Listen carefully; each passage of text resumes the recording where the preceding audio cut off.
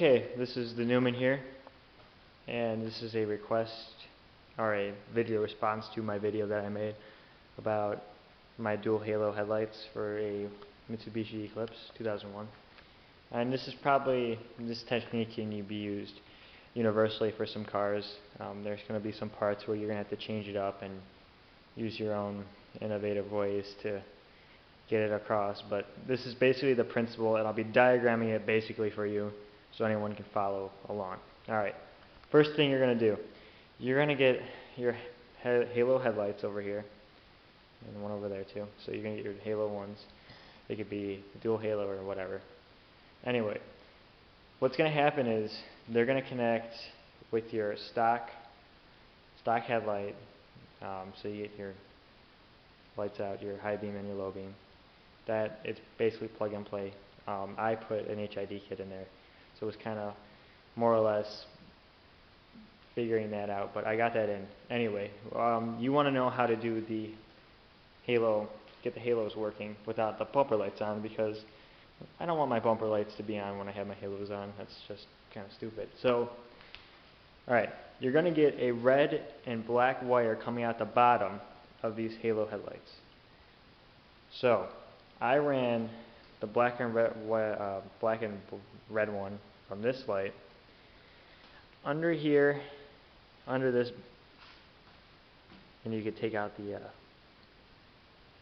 bolts right there, yeah, and connected it with the red and black wire from this one, and then I grounded the black wire right here. It's grounded, and then this is the part that a lot of people overlook. I ran an inline fuse from this slot right here. This one right here. This is for a Mitsubishi Eclipse 2001 GT model, so it might vary for you. You're going to have to use power connectors or something just to figure out where your power is coming from and what fuse. So you want to make sure there's metal in there.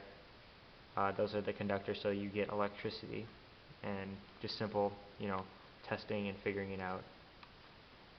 I plugged that in, put a 20 amp fuse or 10 amp fuse in here, and then I connected both the red wires from this headlight and that headlight, and put them together and put it in a tube, I guess, like a conductor tube, and then taped it up. So that eliminates.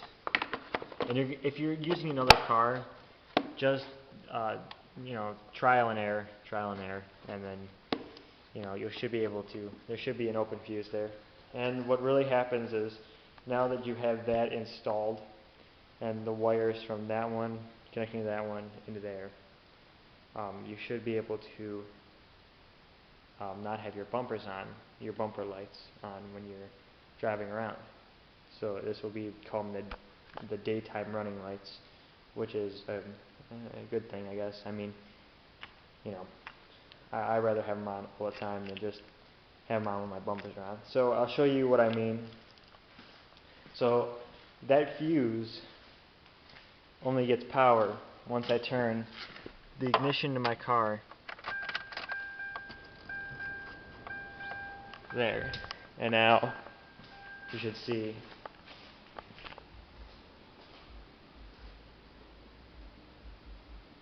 that they are on.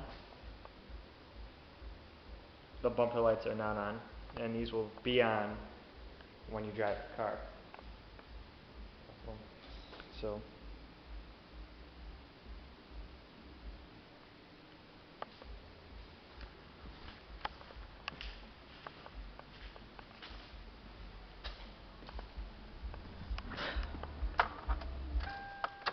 and if anyone else wants a video of, I have a sub in the back, and I ran an inline fuse to my fuse box over here. If anyone wants to have a video tutorial on that, I'll post one up if you want. But just me. But basically, three main things you got to look for: connecting the lights, running the wires, and getting a fuse open.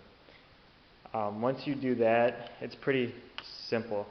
It's not that hard of a process. I think It could be completed in like an hour or two if you know what you're doing.